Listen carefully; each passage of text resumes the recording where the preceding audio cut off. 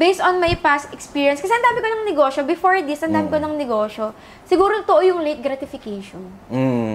Yung kapag meron kang kinita, wag mo agad gastasin. Kasi yun yung pagkakamali ko nung nagne-negosyo ako nung umpisa.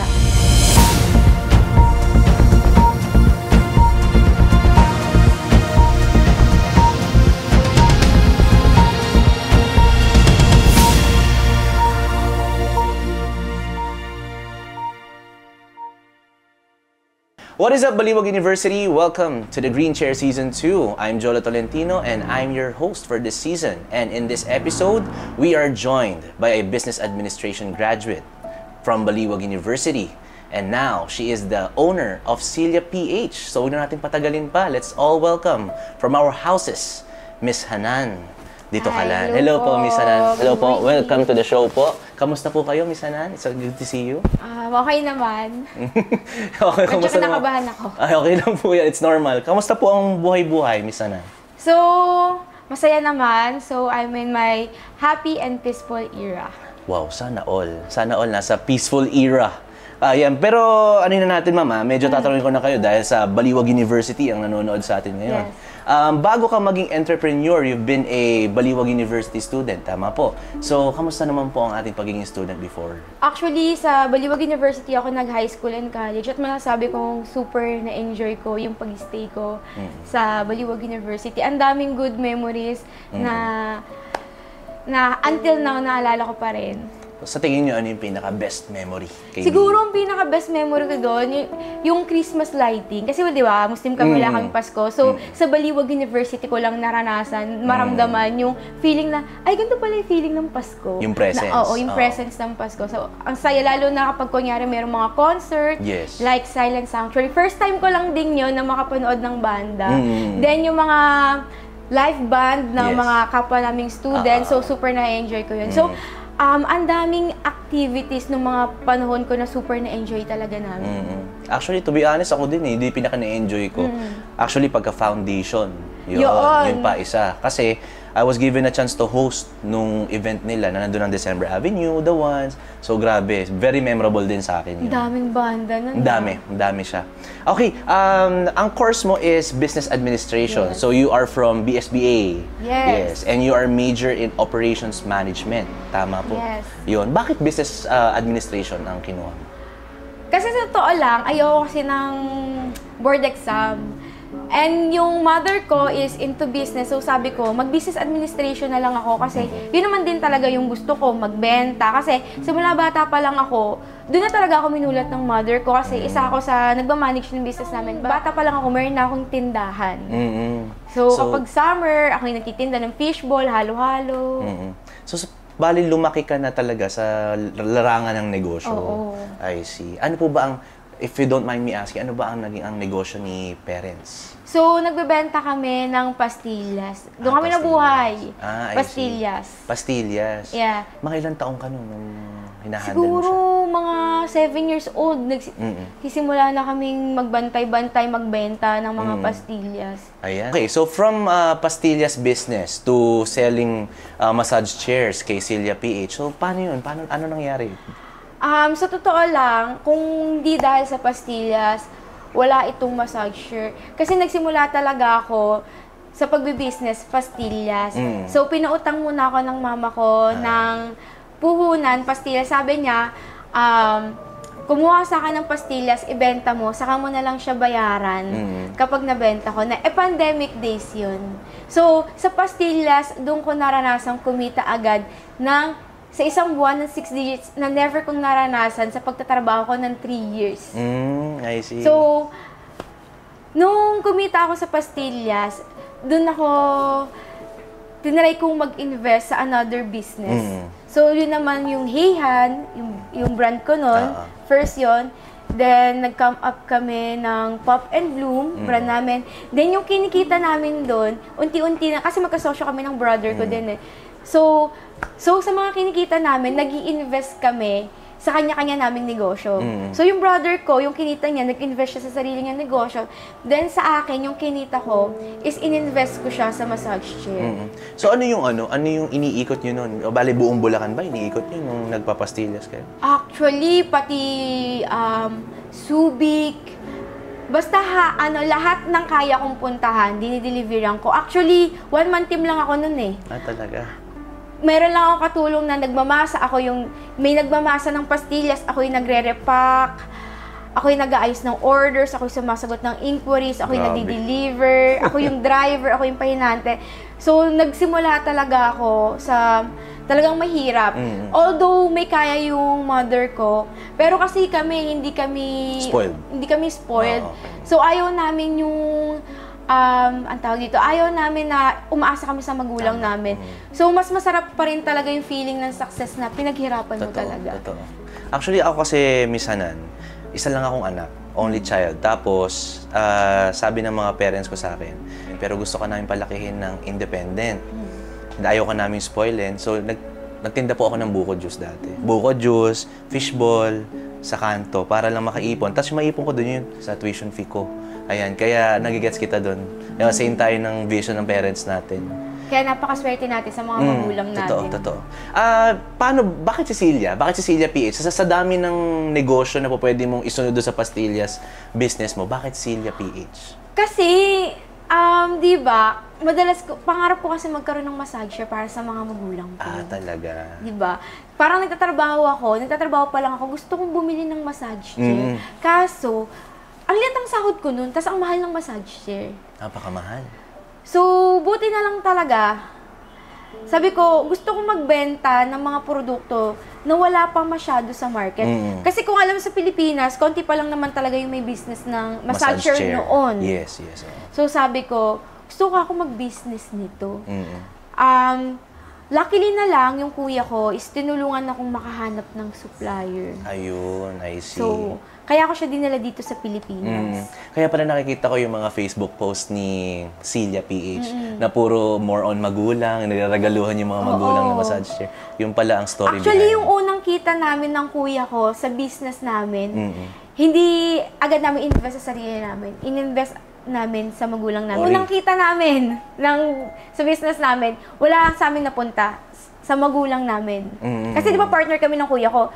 Yung business na yon na kinita namin, in-invest agad namin para sa magulang namin. Payback. Way of saying thank you. Payback. Kasi kung hindi dahil sa kanila, wala kami dito. Totoo. Walang success na mangyayari sa buhay namin. Tsaka yun naman talaga at ang pangarap ng bawat anak ay makabawi sa mga magulang. Tsaka family-oriented kami. Very close sa family. Pag siguro mabait yung magulang mo, gusto mong ibigay sa kanila lahat. Ano po yung mga challenges na naranasan nyo while taking up this business? Sino yung pagsisimula? Ano yung mga challenges na yun? Nahirapan ako nung una. Kasi wala akong alam sa massage chair talaga. Kasi ano ba, mali ko sa massage chair, babae pa ako. Hindi ako magaling sa technical. So, pinakamahirap dyan, pag kunyari may nasira sa massage chair, di ba ako nagsimula ng business na to? Wala akong ka-business partner. So, on my own talaga, sabi ko, paano to nasira to? Paano ko gagawin to? So, sa massage chair, kapag may nasira sa massager, ako yung nag-aayos. So, kausap ko yung supplier ko, tinuturo niya lang sa akin paano ginagawa. So, babae, nagkakalikot ng massager. Talagang binabaklas mo? Ako, oo. Nagpapatulong lang ako sa staff namin. Tapos, ako yung nagkakalikot na sinusunod ko yung instruction ng supplier ko na ganito yung gawin mo. So, sabi ko, ang hirap pala talaga ng pag kunyari pinasok mo is more on technical. Oo. More on technology. Tsaka nahirapan din ako kumuha ng tao. Kasi nung nagsisimula pa lang ako sa massage business, ako lang din lahat. Sagot ng inquiries, ako yung nagdi-deliver. Imagine, babae ako yung nagdi-deliver ng massager, ako yung nagda-drive. Kumukuha lang ng pahinante. Siyempre, hindi ko naman kayang buhatin yan. So, pahinante lang yung kinukuha ko. Pero ako lahat, pati pagde-demo ng massager, ako lahat talaga. So, talagang from very, very, ikaw talaga, no? Ako talaga lang nagsimula ng massager. Kaya super, sa lahat ng business ko, yung Celia talaga yung pinakamalapit sa puso ko. So, parang na-apply mo pala dito yung mga natutunan mo sa pastillas days mo. Oo. talagang batak na ako. Matak na. Binata ako ng pastillas. Sa dami ng ano ngayon, Miss Hanan, ng competition ngayon, syempre hindi lang may mga competitors tayo. Paano mo na-maintain yung success ni Celia PH? Siguro dahil sa nag-i-invest ako sa marketing. Yun yung natutunan ko. Before kasi, nanghinaya akong gumastos sa marketing. Pero sa business pala, lalo na kung into online business ka, pinaka-importante sa lahat, mag-invest ka sa marketing. Ads, influencer. So, yun yung natutunan ko na isa din sa nagpalakas sa amin is yung... Vlogger na yun. Oo, yung vlogger na yun. So, sobrang thankful ako sa kanya. Baka nakikita ka ng vlogger niyo kung sino man siya. Pwede ko ba sabihin?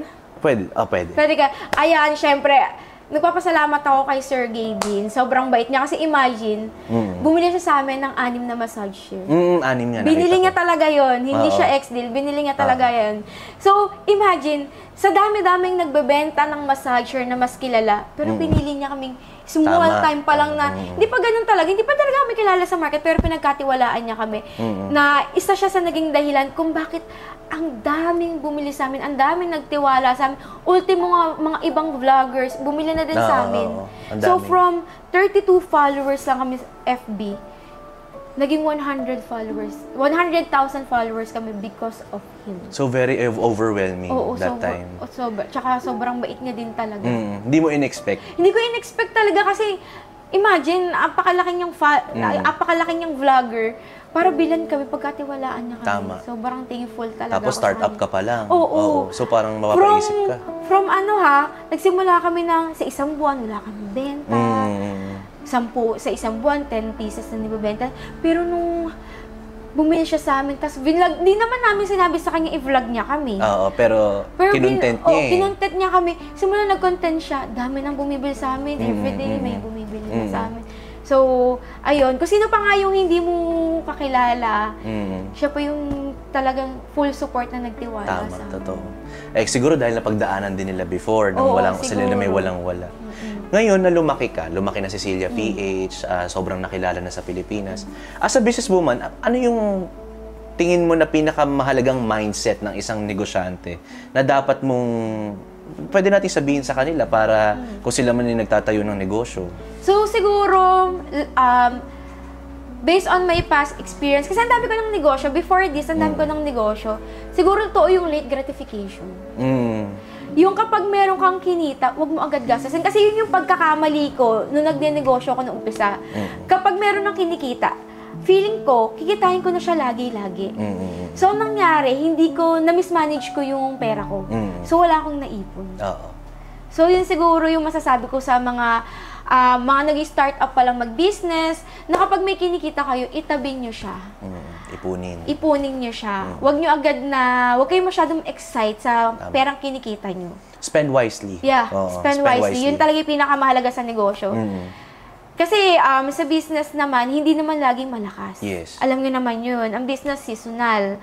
So, mas maganda pa rin na yung mga may ipon yung pera, i-start up nyo siya ng another business. Para if ever man na, kunyari sa massager namin, if ever man na hindi siya malakas nitong month na to, meron kang backup business na pwedeng sumalo sa'yo. Plan B, Plan C. May plan B ka lagi. So, for example, ngayon, sa Celia namin, yung kinita namin sa Celia, so nagtabi kami, nag-put up ulit kami ng another business. So, para meron bang backup plan kami na... Hindi man kumita tong negosyo na to, meron pa meron sasalo sa amin. So, okay.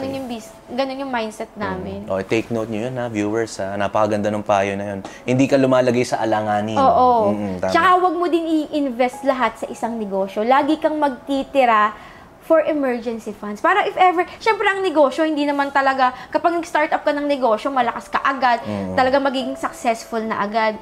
So, kailangan mag-save ka pa rin ng pang-emergency na if ever na hindi mag-work out yung negosyo na tinayo mo, meron kang funds ulit na pwede pang... Kanina po may kinikwento kayo sa akin na nung Pastillas days pa, is one-man team lang kayo. Ikaw nagbabalot, ikaw nagde-deliver sa kung saan-saan. Talaga makikita mo na, sabi mo, batak talaga. Kasi, sabi nila, pagka daw ikaw ay isang business owner, mostly puro lalaki yung nag-handle, na parang dapat sila lang daw yung nagmamanage ng negosyo. Ano yung stand mo doon na parang, syempre, ikaw nakikita namin na base sa storya mo, ikaw talaga yung lahat, as in, ikaw lahat ng umaasikaso. Tingin mo, paano mo i-defend yung sinasabi nila na yun? For me, dahil lumaki ako na ang mother ko is negosyante. So, feeling ko, ako kasi lumaki ako na mother ko is nakita ko is very strong. So, parang sa kanya ko nakuha yung gantong pagiging matapang, matatag, na kasi siya, nagagawa niya lahat eh. Imagine, 4 kami. Tapos, may negosyo pa siya. So, feeling ko, kung kaya ng nanay ko, kaya ko din. Totoo naman. Actually, ganda nung sinabi mo. Kasi, if I'm not mistaken, you're already a mother. Yes. Tama. You're a mother, you're a wife, you're a business owner. Ano na ma-manage yung lahat-lahat sabay-sabay? Kaya nga ang tawag sa akin eh, tagline ko is businesswoman. Businesswoman, wow. Businesswoman. Ang laging tawag sa akin is businesswoman. Kasi ako, ngayon naging nanay na ako, to be honest, priority ko talaga anak ko. Ano pangalan ng anak niyo pala? Sorry. Hans Adrian. Hans Adrian, okay. So, ang priority ko na talaga ngayon, yung anak ko. So, masasabi kong parang full-time present mama ko sa anak ko. So, bali yung pagbe-business ko na lang, parang yun nilang ginagawa kong sideline na lang. So, good thing na lang talaga ang business ko is online business. Na kahit nasa bahay lang ako. Gumagalaw ako. Tama. So, kasi ako, dahil marami na nga din akong mga staff. So, nagbibigay na lang ako ng command sa kanila. So, ako, more on marketing ako. So, sobrang swerte ko na lang talaga na naalagaan ko yung anak ko. At the same time, is na-handle ko din yung business. So, actually nga, nagtatayo pa nga akong bagong business eh. Talaga? Oo. Naku, hindi pa natin pwede i-reveal yan. Hindi pa pwedeng i-reveal. Hindi pa pwede. So, may niluluto ka palang bagong negosyo. May niluluto. So, ayun. So, paano ko ba na-handle? Siguro time management. Time management lang. Alam mo, dapat yung priorities mo. Kasi ang dami. Alam mo yun, yung pagiging nanay na nga lang, napakahirap na. Ang hirap niya talaga. Oo. Tapos, tingin mo, may naging inspiration din kay mother kung paano niya hinandle yung mga bagay na yun before. Oo, kasi sa mother, kasi ako bago ako maging nanay, very talagang business-minded talaga ako. Wala akong iniisip kung hindi business. Pero simula nung naging mother ako, gusto kong maging katulad ng nanay ko, na kahit nag-handle siya negosyo, never niya kaming pinabayaan. Lagi siyang nandun every milestone ng buhay namin. So, gusto kong ganun din yung mangyari sa akin. Ayun. So, actually nga, late ko na nga lang siya na-realize. Parang 6 months na yung anak ko, bago ko siya na-realize. Kasi yung anak ko, mas mahal niya yung yaya niya kaysa sa akin. So sabi ko, hindi pwede to. Kasi ako yung mother mo eh. Dapat ako yung mas mahal mo. So, nag-slow down muna ako sa pagninegosyo. Mas pinukusan ko muna yung anak ko. Kaya sabi ko, dapat maging katulad ako ng nanay ko. Tama. Nababalanse. Walang Walang sumusobra, walang kumukulang. Oo. Tama. Kailangan yung anak ko, maramdaman niya na ang nanay niya laging nandiyan para sa kanya. Ngayon, dahil nga nabanggit mo na ang nagiging inspirasyon mo is yung nanay mo, mother mo, baka meron kang message sa kanya kasi panigurado panonoorin niya. Ngayon si Mami. Ayan, ayaw umiyak. Ang OA mo. Ang OA ko. Ayan, para sa mother ko, thank you so much. Kasi kung hindi dahil sa'yo, wala ako dito. Kung hindi mo ako pinautang ng puhunan, hindi ako magkakaroon ng negosyo, hindi ako kikita ng malaki. At kung hindi din dahil sa'yo, siguro napabayaan ko na si Hansi Boy. Kasi siya yung lagi nagpapaalala sa akin na kahit may negosyo ka, huwag mong pabayaan yung anak. Tama, totoo. Kailangan lagi ka pa rin nandiyan. Tsaka siya din humubog sa akin kung paano mag-handle ng tao.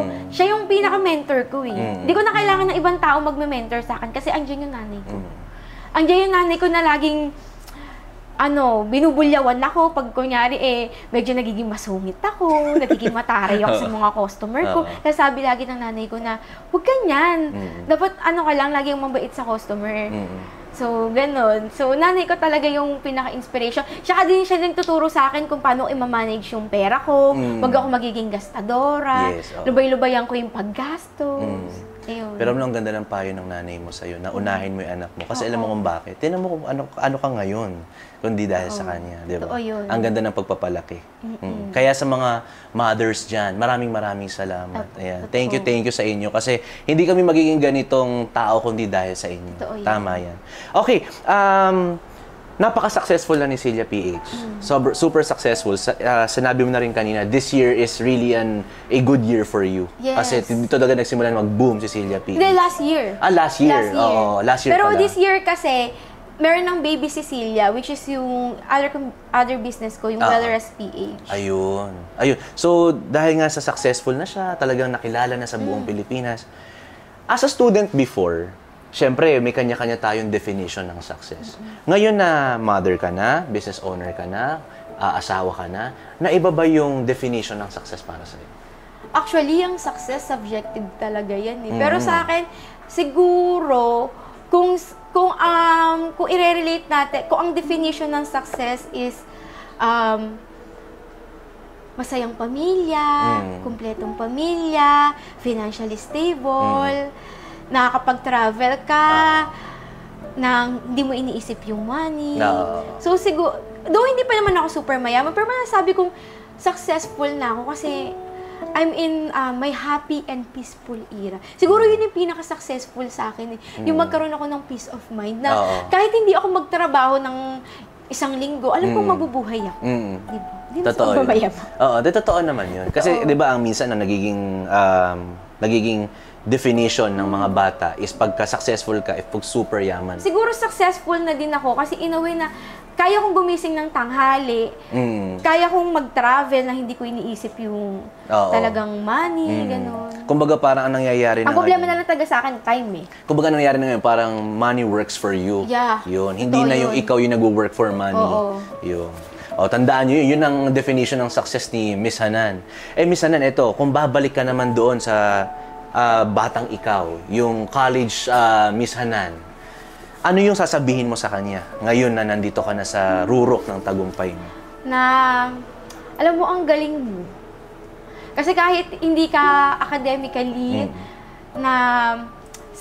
tawag yung academically na magaling, andito ka na ngayon. Di ba? Taas ka na, medyo sumasakses ka na.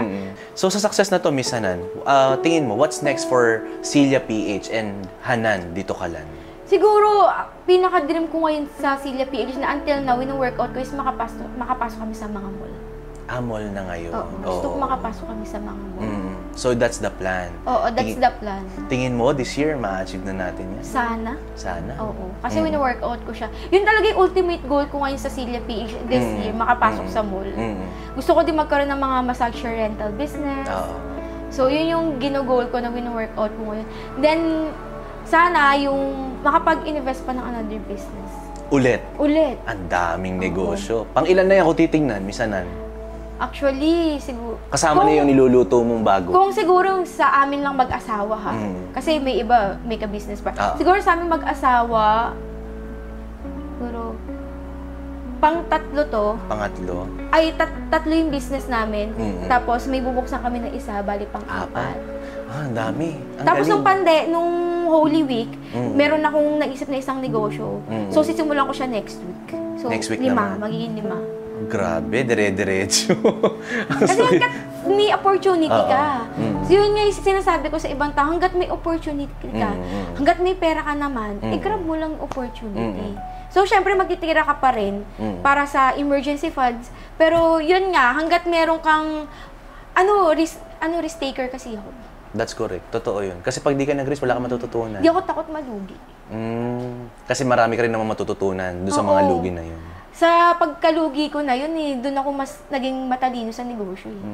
Buti hindi naging ano yun sa'yo? Hindi ka parang napasukan ng idea na parang, suko na ako, give up na ako. Parang... Hindi. Pinalaki ko ng nanay ko ng matatag eh. Kasi nanay ko madalas din malugi eh. Kung nanay ko nga hindi humihinto sa pagkalugi, ako pa kaya, which is parang 2 years ago, nalugi nga kami ng 7 digits sa isang negosyo. Oo. Totoo? Pero, good thing naman, dahil nga sa mga pinagdaanan namin, nung mga past business namin, yung 7 digits na, hindi na namin ininda. Hindi dahil sa marami kaming pera kasi di naman din marami pera. Yung which is kasi kapag nagpadwell ka sa pagkalugi na yun, mawawala ka sa focus.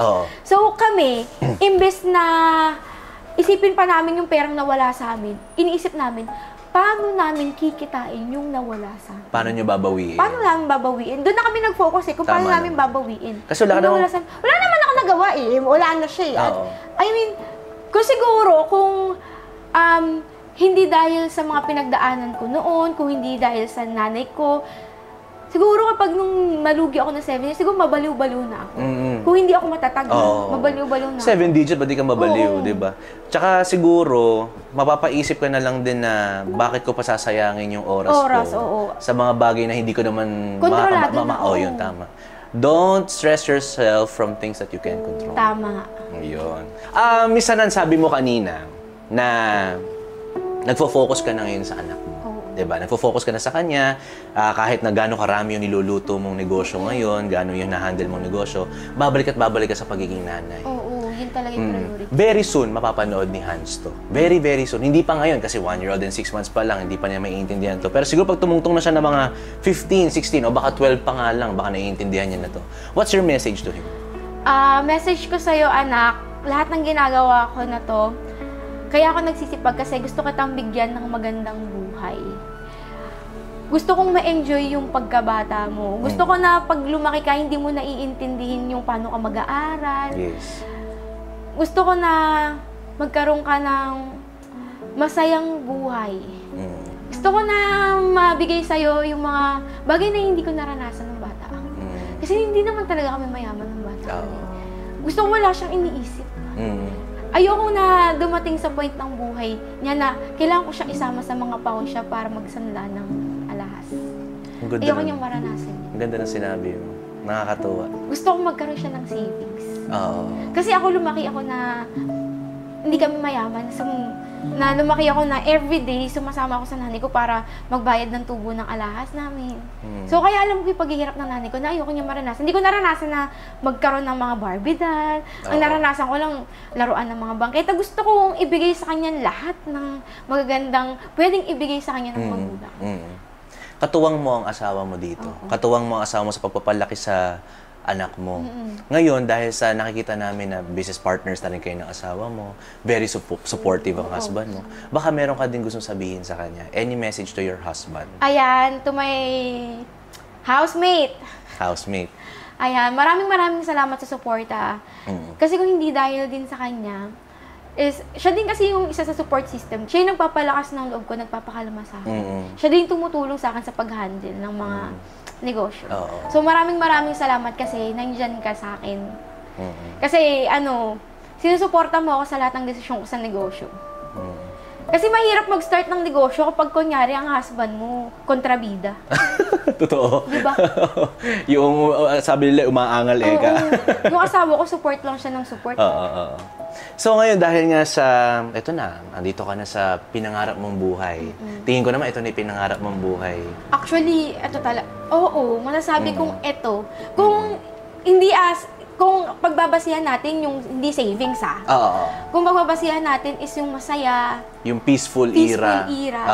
Ito na siguro.